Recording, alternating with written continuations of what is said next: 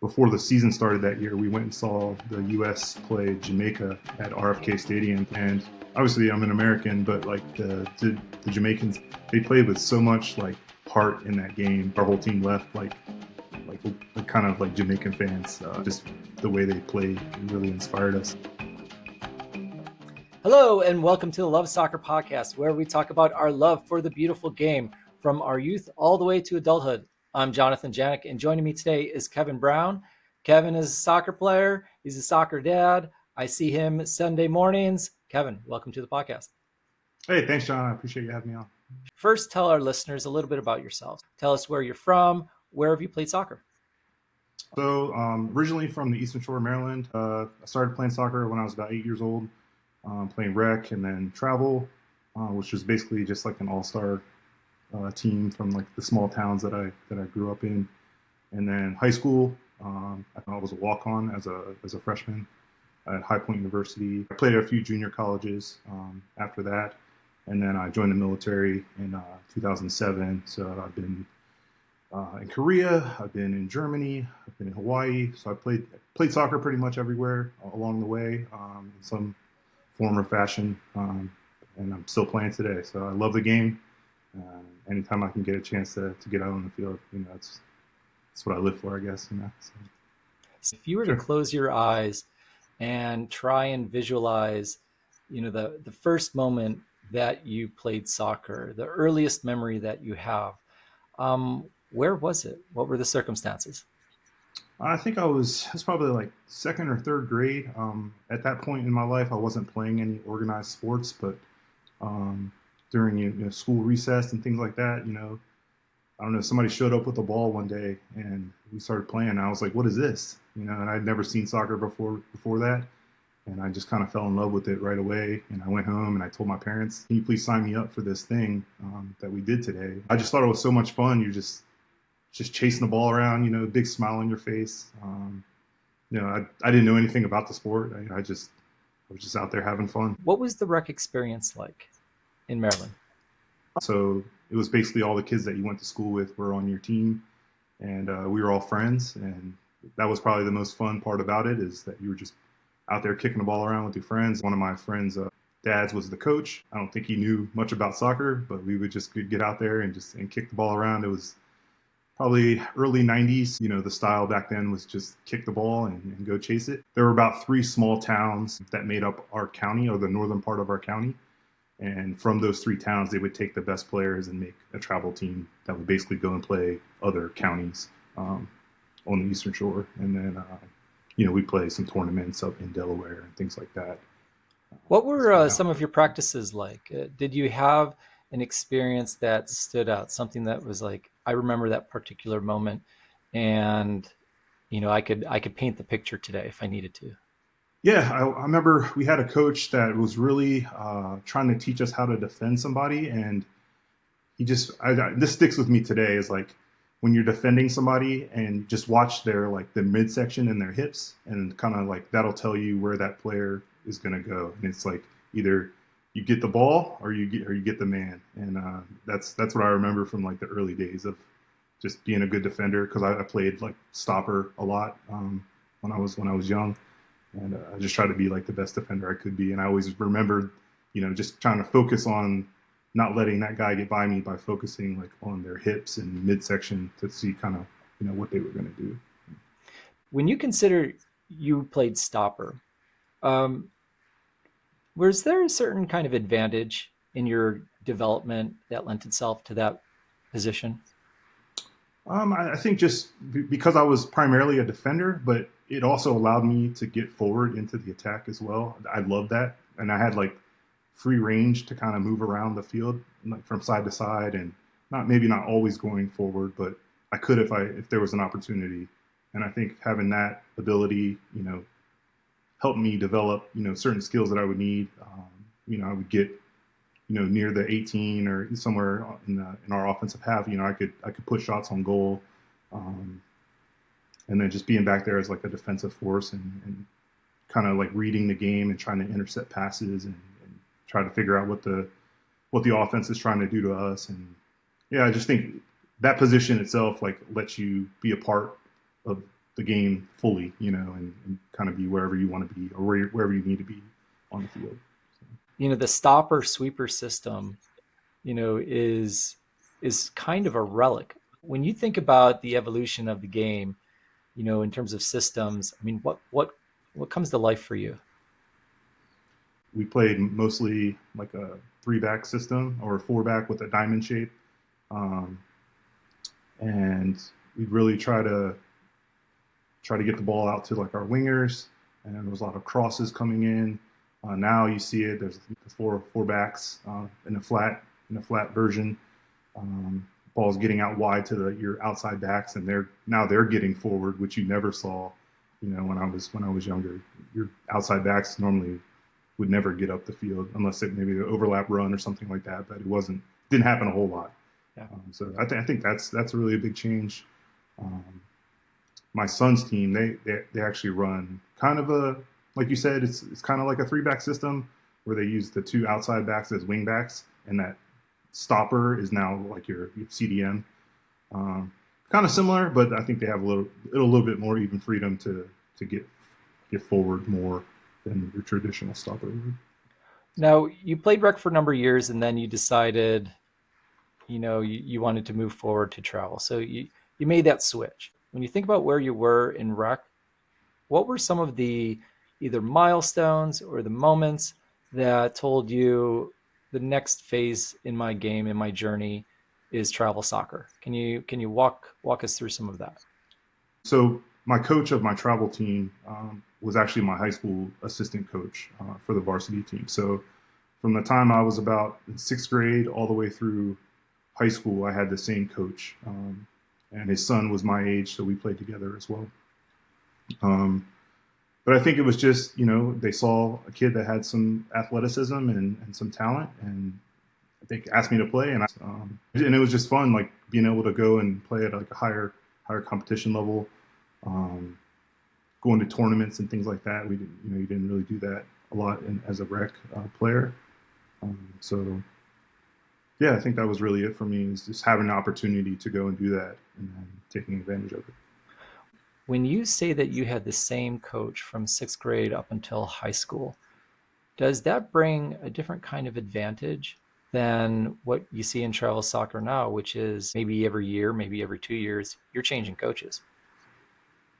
In addition to having the same coach, I mean, we basically had the same players all the way up through that same time period as well. So everybody knew each other. We knew, who could do what and kind of how we wanted to play and what our coach expected. But I think for us in that time, it was good. The guy, he loved soccer. When we were playing travel soccer, it was just fun. Like, it wasn't like nobody cared about winning. We would win, but it was really just like getting better, having fun, being together as a team, and so yeah. And I think he fostered that really well. And he was so involved as a high school coach, so involved in like the youth system for our area. He was involved in the rec leagues. He was doing travel. We had indoor soccer in like the winter. He was running that. So everybody knew who this guy was, and everybody was excited to get your turn to like get to high school and play for this guy on that level. So yeah, we just kept trying to get better so you could be on that team at some point. And we knew who all the older players were, and we would go to the games and watch them. So it was like a big community thing, playing for this guy. It sounds like he was a very central figure in the soccer architecture in the community. One of the things that has been brought up is the role of team camaraderie. And so, I'm curious if by nature of having the same coach for 6 years, 5 years, or at least part of your environment, does that lend itself to building those kind of connections which get carried forward onto the field? And can you speak to some of that? Yeah, I think that's 100% accurate. You learn your players that you're around. Everybody's out there playing for each other. There's not a lot of individualism. Everybody's working towards the same goal together, and we want everybody to be involved. We want to share the ball. We want to win together. And I think we have my high school that I went to. They have an alumni game every year, and we go back and play, and you see people that you played with, before you. There's the guys out there even older than I am. I'm now 43, and you see people still coming out and supporting the program. And then you got all the young guys out there who are trying to keep up with, but it's difficult. But I think, yeah, it was really great to play with the same group of players for that long. Yeah, I still talk to a lot of those guys even to this day. So, talk about a couple of the moments that you shared with those guys. If you were to kind of go in reverse and think about what was caught on the camcorder or what was caught on tape, or just what is ingrained in your memory, a memorable goal, a win that meant something special to you. Maybe it was just a tackle that you made. I made varsity as a sophomore. 4 of us from my class, and the seniors on the team really like took us under their wing and brought us onto the team, and it really made us feel like we were part of the team. Before the season started that year, we went and saw the U.S. play Jamaica at RFK Stadium. Yeah, I mean, it was awesome. It was probably, I think that might have been the first like professional level soccer game that I went to. And obviously I'm an American, but like that game, the Jamaicans, I think they either tied or won the game. I can't remember exactly, but they played with so much like heart in that game. And we I think our whole team left like kind of like Jamaican fans after that game. Just the way they played, it really inspired us. It was just an awesome bonding trip. And then that was really the first year where our coaches really started focusing on, like, I guess you would call like the modern game of like, we're connecting passes, we're working on individual skills and passing the ball and touches and playing in triangles and all that kind of stuff was like very new to all of us, but everybody like embraced it. And that was really like a turning point for our program. Before that, we had a few good seasons, but this kind of started like a little run where our high school really started dominating our region. And I like to feel like I was a part of that, and then as I kept going on through my high school career, we just kept getting better every year. We started winning conferences and kind of advancing further in our like state tournaments and things like that. But one game that I remember in particular as a sophomore, we were playing like a rival school, and most of the time they were getting the better of us. And this game, I scored the game winner. Our striker took a ball like down the left side, came down the baseline and played a ball back towards like the penalty marker. And I just absolutely ripped a left-footed shot into the left corner. And we won the game 2-1, and it was awesome, man. Like, it's such a good feeling. So yeah, that's probably one of my biggest memories there. And then as a senior, we like I said, we won our conference that year, and a lot of big moments that year. I made all conference team, and scored a lot of goals that year as a center mid. A lot of goals. Like, I scored a lot of goals in high school off of like headers, off of corners and things like that.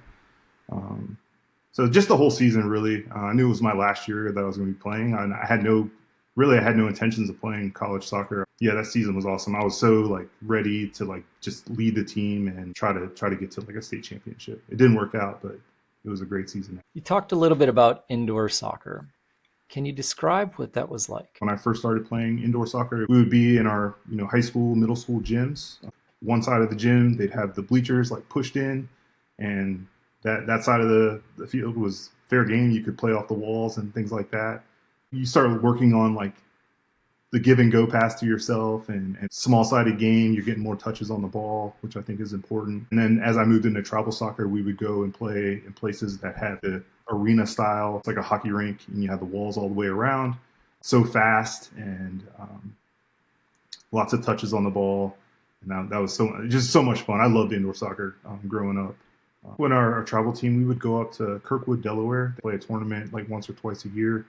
And I just remember like going up there, and we were playing. It was really like high impact, fast paced game that we were playing. I don't know who we were playing, but I just remember like I was playing as a defender and just like jumping up into passing lanes and then going on like a counter attack like so fast and then just ripping shots into the back of the goal.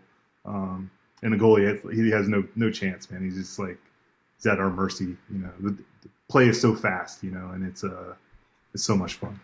So that's what I remember with our teams. And we go up there and we win sometimes, and sometimes we wouldn't. But either way, it was just fun. Like I said, like getting out there with your friends, your boys, and just competing against other teams. So. Let's talk about the walk-on experience at High Point. What were your impressions going in? What were your assumptions going in? I was just playing like pickup. We had some intramurals that we were doing. And then I would just show up sometimes down at the field and people would be playing and I'd jump in with them.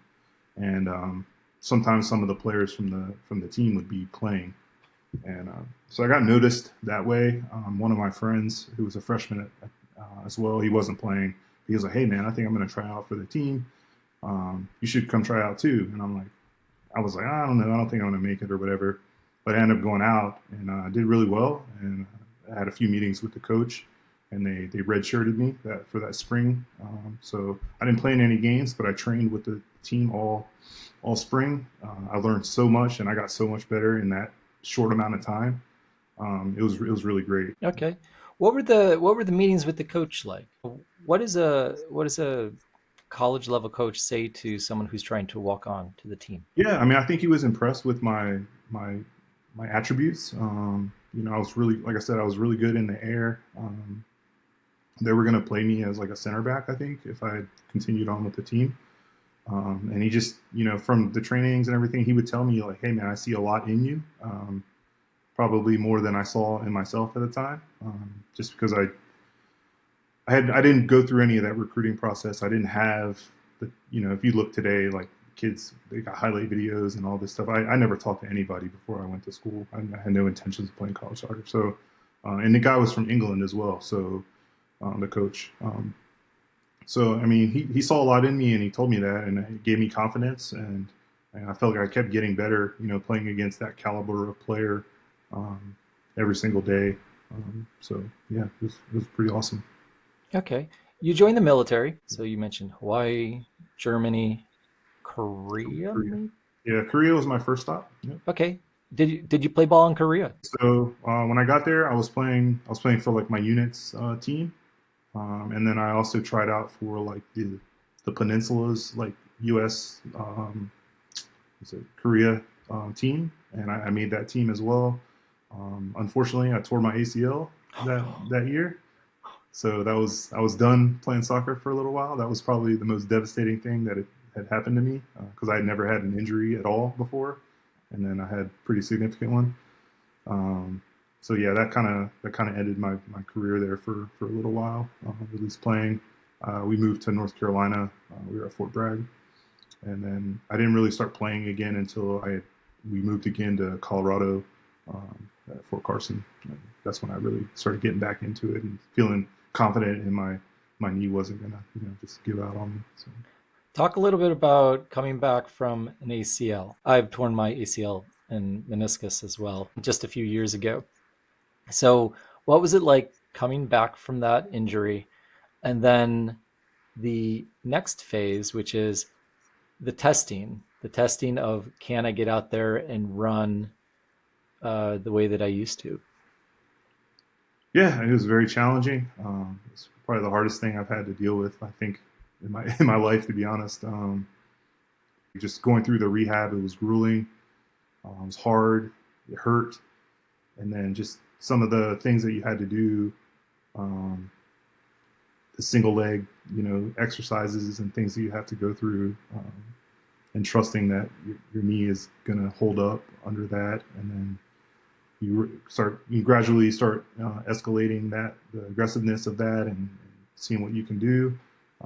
I think for me the biggest thing was like cutting, the changing directions and things like that when you first start getting back out on the field. But eventually, yeah, I just started trusting myself again and started getting. I got on a team when I was out in Colorado. I was playing like a men's league and I was playing intramurals. I was playing for the post team, so I was playing a lot. And then I've been good for the most part ever since. It hurts still, but I don't think I'll ever be the same player as I was before the injury. But I'm serviceable, I think. So. You're definitely more than serviceable. When I came back from my injury, there's a moment where the joy returned and the worry and the concern went away. And you realize that I'm back. Was there a series of milestones, or was there a series of moments, or just it happened? Yeah, I think for me it was I was playing men's league in Colorado Springs, and like towards the beginning of the season, I was still like a little hesitant going up for balls, but towards like the middle to the end of the season, I started being able to like jump up in the air off of my bad leg because I was like my jumping leg and getting up over top of people, coming down and feeling confident that nothing was going to happen. Really, I think the biggest hurdle is mental when you come back from an injury like that. Um, so yeah, that was for me because, like I said, like my whole game when I was younger was like I love being an aerial player, and to be able to start getting up into the air again and winning balls and putting balls back in the opponent's half off of goal kicks and things like that. That was a strong part of my game that I felt like I got back. So. I love hearing what kind of player, people are. You know, Tell me, what kind of player do you think you are? How would you describe, your on the field personality type? For me, I think I'm an unselfish player. I love like playing. I love connecting passes together with my teammates. I'm less like to see like people dribbling as much. Just get the ball off your foot and keep the ball moving and get everybody involved. I think I have like I'm a smart player, good vision. I can play with either foot, um, and I'm just looking to put people into good positions, play into space quickly, and I think my game has evolved over time as I can't get up in the air like I used to, so that's not something I try to do anymore. I think my son he plays as a winger now, and I think I've taken some of the things from what I see him trying to do and the way he plays and like incorporate that into my own game even now.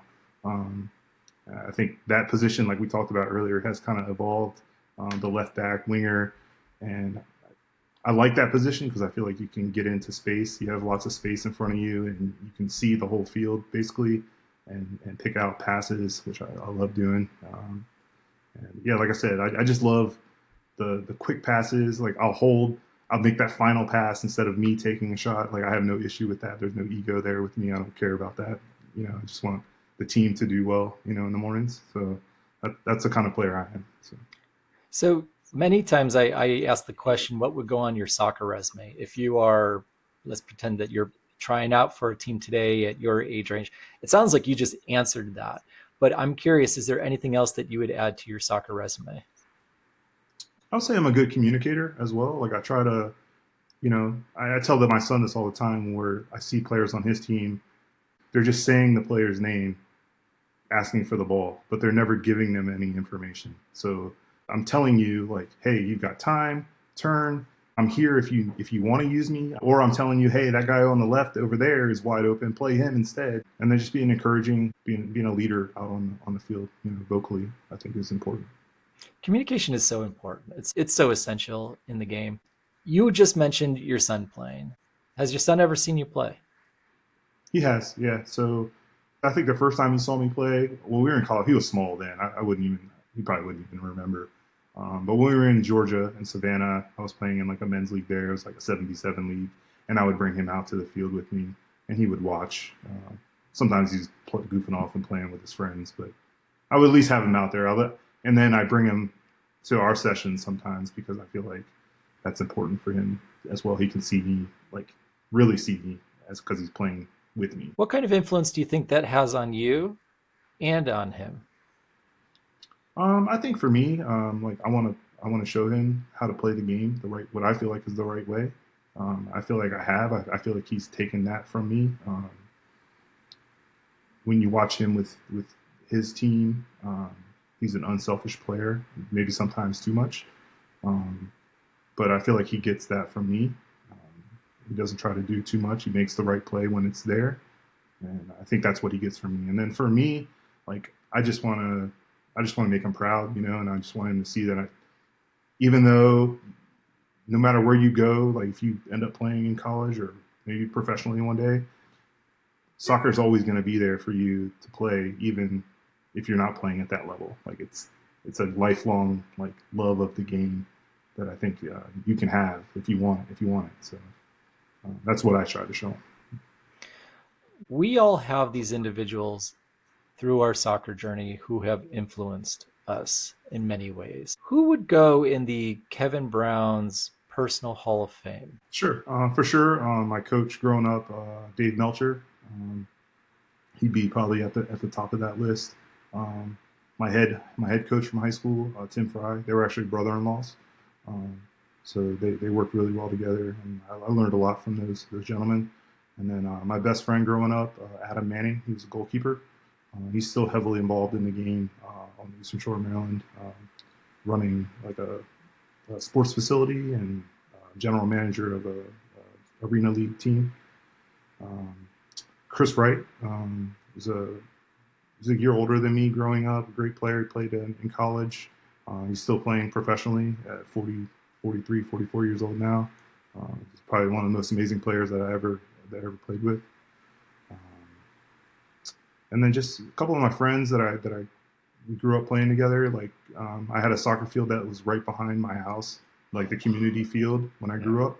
So like anytime I would look out my window and I'd see people out there with the ball, like I'm out there and I'm playing. I didn't care if it was my friends or there was adults out there playing. Like I would just go out there and play. But Justin Durner and Billy Ross would probably be my other two that I would mention. How That was really That's a great list, and quite frankly, how lucky that you had a soccer field and yeah, it was practically in awesome. your backyard. I'm gonna I'm gonna bounce around for a minute, and I'm gonna go back to your son playing. What do you hope that your son gets out of playing soccer when you look back? So, what would you tell your younger self, or what would you aspire for your child to get out of the soccer journey? I think number one, I mean, I think the game is a great teacher. There's a lot of things that he can learn about working on a team, um, working hard, being accountable, um, like just giving everything you have to something that you love. I think is important. I think if I could, and then I think for him, like I feel like I didn't reach my full potential for various reasons. But for him, I try to empower him and give him the information. He has so many resources now that I didn't have when I was his age, and I try to make him aware of that, and for him to just be the best version of himself that he can be as a player and as a person. I think is what I really try to instill in him. Um, so, yeah. Those are good parental teachings, but also important teachings in life, things that you can definitely get from playing the game. One of my favorite questions, um, if your soccer journey was a chapter in a book, um, what would we title the Kevin Brown chapter, and why? Um, I would say probably love for the game. Soccer. There was just always something about soccer, the free flowing nature, the constant like. There's something always happening. There's no pausing. I just always love that about the game, and you get to express yourself creatively, and you get to there's so much that goes on in the soccer game, so many different attributes that you can use, and I just love the game of soccer. Anytime I can play the game, watch the game. I just love soccer. So Okay, very good. Very simple answer. What do you think of when people mention soccer community? I think it's a real thing. I mean, people play soccer all over the world. I think you can come together no matter where you're from, and you don't even have to speak the same language. You can speak soccer when you go out and get on the field. Everybody knows what that is. So I think that's really cool. When I was growing up, like I said, I would go out and play with men. Sometimes it would be like a group of like Hispanic guys, Guatemalans, I think they were, but none of them spoke English, and I didn't speak Spanish. And I would go out there and we played together, and it worked out, right? So I definitely think soccer community is a real thing. It's pretty cool too. I mean, I love when new players come out and they just they jump right in and we welcome them. And yeah, I think it's an awesome community. Kevin Brown, thank you so much for coming on the podcast. I really appreciate it. And to all our listeners out there, like, share, comment on the podcast. And until next time, take care.